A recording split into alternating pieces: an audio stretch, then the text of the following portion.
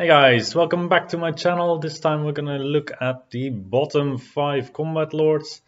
After the top 5 videos I decided to start with a series of bottom videos. So basically these are gonna be the lesser often picked choices in the books. And it doesn't necessarily mean that they are really shit because, well, 9th Age is quite balanced by now. And I would say that most choices are actually quite competitive. Even though there are still some choices that are either very specific or, well, they're just not that good. So yeah, I'm gonna basically go through the same categories as with the former series, but then some of them I will omit probably because there's not many choices of, for example, constructs that it's worth making a bottom 5 video. We'll start with the bottom 5 combat lords.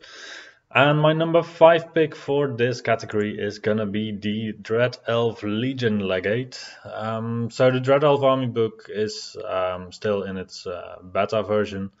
And there's been a lot of discussion around, well, just the character section within the Dread Elf army book. There's a couple of different characters. You have the Dread Prince, which is combat focused, but only has discipline 9. You have the Warlock Outcast, who is a wizard and has not a leader. You have the Temple Legate, who is, well, associated with the militants, basically, and also has discipline 9. And then you have the Beastmaster, that is the beast archetype character, basically. And then you have this Selection Officer, who has discipline 10. That's the only character in the army that has discipline 10.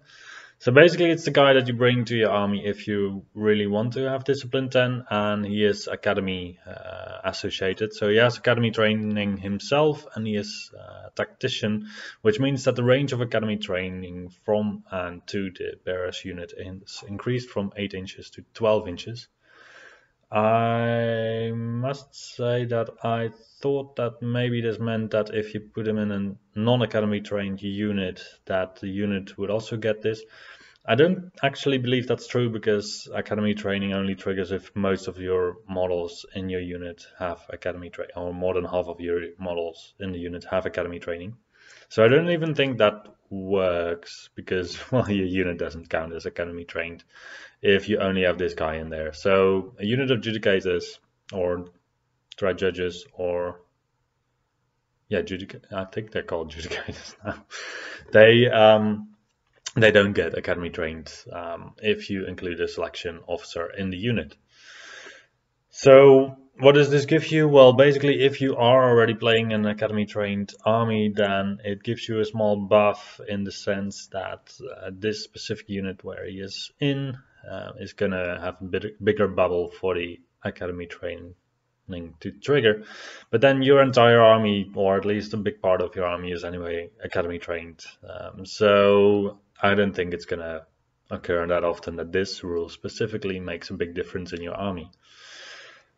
Then you have discipline 10, which is nice, and it is only 155 points, so I think that is the main reason for people to take this character, because it's quite cheap. So you're gonna see this guy, I guess, just hanging in the back lines with heavy armor, with a shield, not a lot of further equipment, and then he's just chilling out there and provides discipline for the army. It's basically just the general that you couldn't put on any other character. It's a bit of a bland choice in that sense, and it's always going to be a bland choice, I feel, if the design of the character is like this. Well, there's some mounts that you can put him on. You can go up to the Manticore, but you cannot go any bigger than that. So the Manticore still is quite interesting for this guy, to be honest, because the Manticore itself has Send of Blood, the guy has Academy trained, and that does transfer to the Manticore for the +1 inch for the devastating charge. But it doesn't trigger, I believe, the -1 to hit in combat if you use the suppressing volley of the crossbowman, but I'm not sure about that, to be honest. Otherwise, you have the Raptor Chariot, which got Resilience 4 now, which is not good, to be honest. The Manticore is also res 4 at the moment, but you can also make him an extraordinary specimen and then he goes back to res 5. The Pegasus, it doesn't really do a lot, to be honest. The Raptor is yeah, it's just a nice mount if you plan to put them in the Raptor Knights, but they are really RPS units, so I don't really know if it would be nice to put him in there. But the Elven Horse is also not really a good option because the character doesn't get light troops anymore from an Elven Horse. So it means that if you join a unit of fast cavalry, then they don't count as light troops anymore. So that really cripples the unit. So mount-wise, it's also quite challenging. I did also play once a battle with 2 selection officers on Raptor Chariots, and then I had some Raptor Chariots in the list. So you can make a unit of 3 Raptor Chariots with 2 selection officers, so you do get academy trained on the unit, and the Raptors also have standard blood. So you have a chariot that starts out with a charge advance rate of 9 inches, practically. And then if you couple it with Witchcraft, it can give you a charge advance of 11 inches. And that is quite funny. However, once you get into combat, people smack the 3rd chariot from your unit, and you just have the 2 characters on chariots left, and they're going to be ground down with resilience 4 of the chariots, most likely. Yeah, it's not the best character. It's fine. I mean, still you have 3 attacks with paired weapons. You go to 4 attacks with the lacerating touch, which is basically the hero's heart equivalent of the Dread Elves. You go to 6 attacks at offensive 7 because of your paired weapons, with strength 4 with +1 to wound in the first round of combat with AP 3 because the weapon gives you +2 AP. Then you're looking at quite a decent character, but the second round of combat you're going to have only 6 attacks at strength 4. It's not bad. It's also not good. So in an army that already hits quite hard on the rank and file, I don't think this guy is a guy that you need to invest in terms of damage output. So yeah, I would just say just run him as a general, don't give him a lot of stuff, and it's going to be fine. Then for the number 4 choice, we're going to go to the Saurian Ancients book. The SKINK Captain. So this is maybe a bit of an odd choice for some people, because some people like to run 5 of these guys. And then you go for a SKINK, well, Tar Pit, or, well, Death Star. Some people call it a Death Star. But then you just basically have a front rank of SKINK Captains, and then you have the Caimans in the second rank. You do get quite a decent unit out of that. I don't know what people use to equip the SKINK Captains. I guess paired weapons, because there's not a lot of other choices for these captains. You can give one hero's heart maybe, but then you go to 4 attacks at strength 5 for 140 points. That seems quite steep, to be honest. But then again, 85 points for, well, 4 strength 4 attacks is also quite steep still. Especially since you have defensive 4, resilience 3, only light armor, and armor 1. So yeah, that doesn't really get you far, I would say. The interesting items for this guy are the Egg of the Quetzal and the Dragon Staff, I feel, because then you can really increase the damage output of your SKINK Captain by like tenfold. Especially the Egg of the Quetzal is a good mention here. And then obviously the Spirit of the Stampede on a Taurosaur is quite an interesting choice. But then again, if you put a SKINK Captain on a Taurosaur, suddenly your Taurosaur can be challenged out. And then if you end up in a duel, then your extra d6 impact hits don't mean anything. So I would say that just a regular Taurosaur is already good enough at destroying stuff once it gets the charge. So the Spirit of the Stampede doesn't really add anything to that. I mean, the enemy units that are going to be afraid of your Taurosaur are going to be afraid of it regardless of whether you have the Spirit of the Stampede on it or not. These d6 extra strength 6 hits are not going to make the difference there. Then for the number 3 spot for me, it's going to be the Castellan from the Kingdom of Aquitaine. In my view, this is a character that boosts your peasant units, and peasant units, they are mostly there to just grind down the enemy, or just well, basically hold up the enemy. And yeah, currently they don't really work that well. I heard tales about peasant units completely ruling the field of Kingdom of Aquitaine at the start of 9th Age. Where they got like 5-up Aegises and stuff, and then people realized that that wasn't really a good idea. But now, yeah, you can buy like for 70 points, which is quite cheap, a Castellan that gives you 2 attacks at strength 4. Funny thing is, you can give him a great weapon, and then you can make him a bannerman. So he is a standard bearer, and he can stand behind, so you can add 1 strength 6 attack to your unit, and also a combat res. It's not even too bad. You can get 2 of these, and then you boost up your unit with 2 strength 6 attacks with 2 combat res. So the 2 combat res is what it would be about for me. But yeah, I mean, if that's all, then it's not really interesting. You can also make him a Master of Arms, and then you get +1 attack value, and the unit gains Weapon Master. That is quite neat, because I believe peasants, they have halberds and they have shields.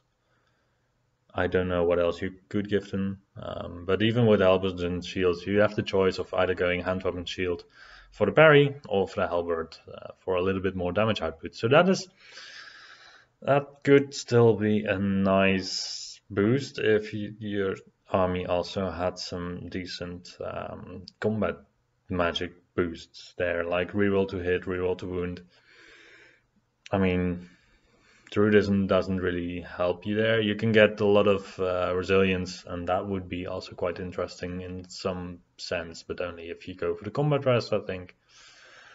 I think it's a character that allows you to make the peasants a bit more competitive, but I mean, adding 2 bannermen with great weapons is already 160 points, and the only thing you get is extra 2 combat res, and you replace 2 attacks with 2 strength 6 attacks.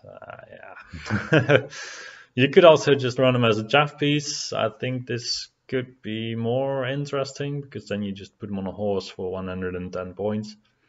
Yeah, you cannot put them in a knight unit, unfortunately, but that is also quite a good idea, I think, because otherwise you would just put them on a horse, keep them in a knight unit, and just have a chaff piece that cannot be touched by the enemy, practically. But as the chaff piece for 110 points, you have 3 hit points with resilience 4, light armor, the horse gives you +1, I guess. You could still give him a shield. The small base size means that you're not likely to get shot off the table, because you can hide him pretty effectively. The question is whether a unit of what are they called, the fast cavalry of the Kingdom of Aquitaine is probably more effective. It has more wounds, it can cover more distance with the footprint of the unit, so you can chaff more units. The only thing is that discipline is not really an issue with Castellan, because if you run a single Castellan and you lose some hit points, then you're not gonna worry too much about that, because you don't have to take a panic test. In the end, I think it's a character that is meant to boost the peasants, but it's just not worth it, to be honest. Now we continue with the Marshal of Empire of SONNSTAHL in the 2nd place. I think this is a good character in the army, but just in general, I think it's quite a shitty character. So the positive is that it comes with plate armor on resilience 4, with a defense and offensive of 5, which is good enough.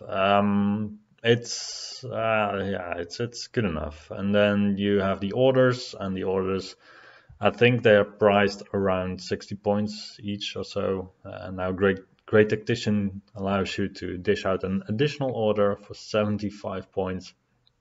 So these orders, they are actually quite expensive. And this is, I think, also what just hikes up the price on the Marshal. Because if you compare him to some other characters, he really isn't impressive at all. He has Discipline 9, which is quite good, to be honest. And it also means that he ends up quite often as the general, but it's mostly in an infantry-based army. Yeah, I'm not too excited by the Marshal. The only nice thing about him is that he can become a battle standard bearer for free. So basically then you just pay 100 points for the Marshal and 50 points for the BSB upgrade, and then it is a nice character, because then the order is actually priced decently. But as a character himself, he doesn't really bring anything to the table other than 3 attacks at strength 6 if you gave him a great weapon.